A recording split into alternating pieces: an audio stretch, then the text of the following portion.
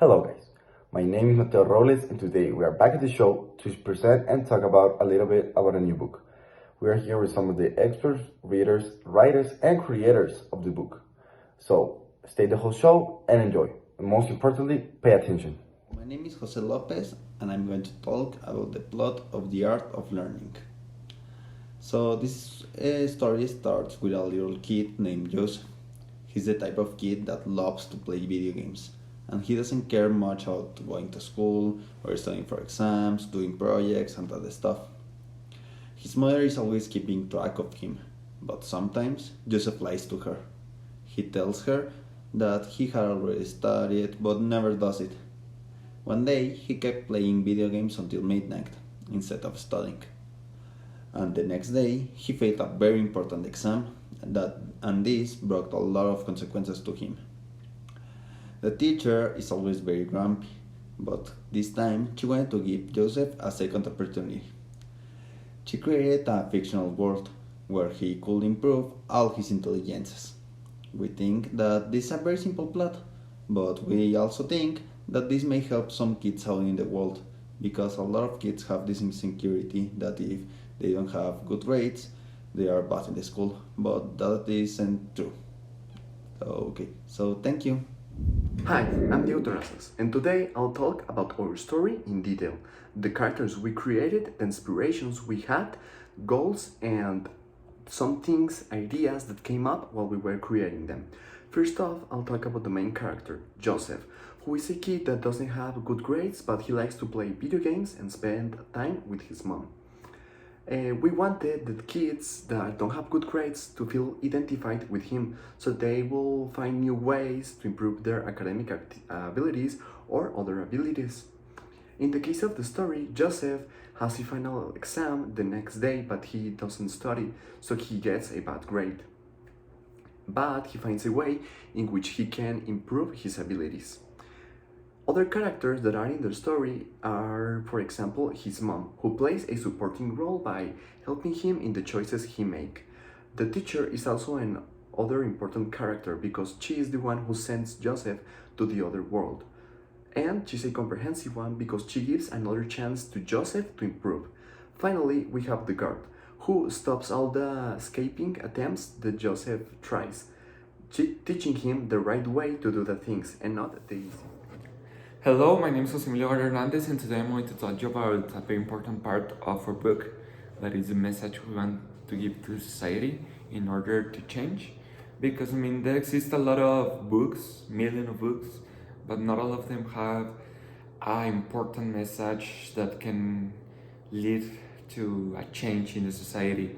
And since our book is focused on children, I think that it's very important for them and for their parents to have this message in order to change, because as you know, one of the main problems that kids have in school is that their parents told them that they need to have very good grades. And not only their parents, it's like this stereotype in the society that you need to have good grades in order to be a good child, and that is not necessarily okay, because not all are good at math, not all are good at Spanish.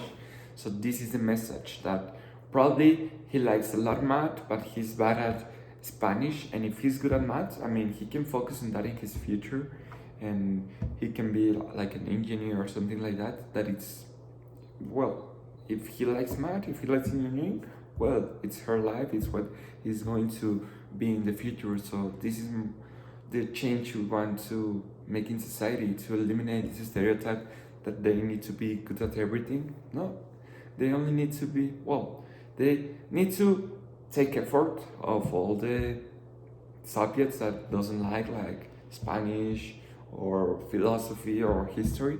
But if he likes something like art, math, it's their choice.